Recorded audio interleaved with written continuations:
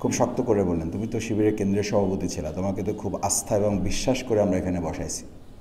তুমি যদি আমাকে 5টা খাম এভাবে দিয়ে দিতে পারো, তাহলে আমি মনে করব যে এরকম আরও অনেক জায়গায় তুমি দিয়ে দিতে পারবা। আমি সত্যি খুব শক্ট হয়েছি। আলী হাসান মোহাম্মদ মুজাহিদ ভাই শহীদ, ওনার সাথে সাংগঠনিকভাবে যতটুকু সময় দেওয়ার সুযোগ আল্লাহ দিয়েছেন আলহামদুলিল্লাহ। পেশাগতভাবে বাংলাদেশ পাবলিকেশনস লিমিটেডের উনি চেয়ারম্যান ছিলেন।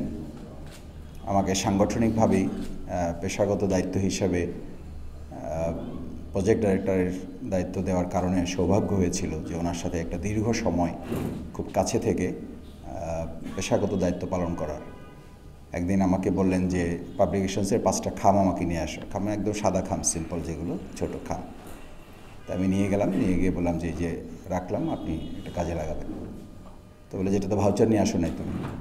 তা আমি বললাম 5টা খামের ভাউচার কী করবো, যেটার দাম কত? আমি বললাম ওটা 2 টাকা করে 10 টাকা হবে, সেটা একটা ভাউচার করে নিয়ে আসো।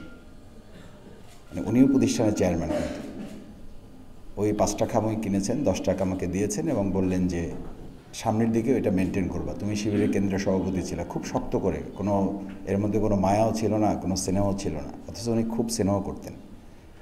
খুব শক্ত করে বললেন, তুমি তো শিবিরের কেন্দ্রীয় সভাপতি ছিলা, তোমাকে তো খুব আস্থা এবং বিশ্বাস করে আমরা এখানে বসাইছি।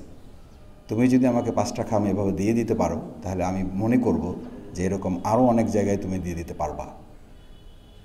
আমি সত্যি খুব শক্ট হয়েছি এবং এটাও ভেবেছি আমাদের এই প্রিয় কাফেলায় আল্লাহ সুবহানাহু ওয়া তাআলা এত মুরব্বীদের সাথে, এত ভালো মানুষগুলোর সাথে আমাদেরকে সাক্ষাৎ করার সুযোগ দিয়েছেন, কাজ করার সুযোগ দিয়েছেন, আমাদের জীবন বদলে দেওয়ার মতো বাস্তব উদাহরণ তারা পেশ করেছেন।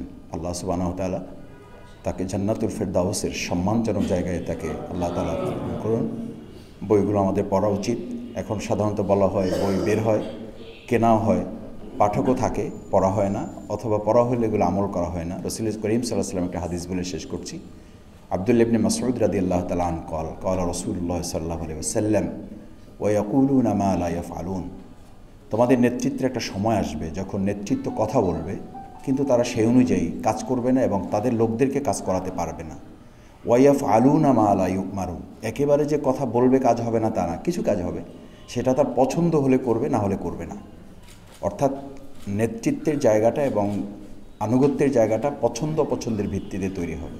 আল্লাহ সুবহানাহু ওয়া তাআলা আমাদেরকে আল্লাহ তাআলা প্রদত্ত বিধানের আলোকে নিজেদের জীবন এবং আমাদের আনুগত্যের জায়গাটা যেন যেভাবে আল্লাহ রাসূল সাল্লাল্লাহু আলাইহি ওয়াসাল্লাম দোয়া শিখিয়েছেন, ইয়া মুকাল্লিবাল কুলুব সাব্বিত কলবি আলা দীনিক, ইয়া মুসাররিফাল কুলুব সাররিফ কুলুবানা আলা তাআতিক। আমরা যেন নেতৃত্বের জায়গায় যারা আছেন তাদের আনুগত্যের মাধ্যমে আমরা আমাদের আল্লাহর সন্তুষ্টি অর্জনের যে বিধান আল্লাহ তৈরি করেছেন সূরায়ে ইনশিকাকে, ইন্নাকা কাদিহুন ইলা রাব্বিকা কাদহান ফামুলাকি, তোমাদেরকে এই আনুগত্যের চরম বিধান মানতে মানতেই আল্লাহর সাথে তোমাদেরকে সাক্ষাৎ করানো হবে।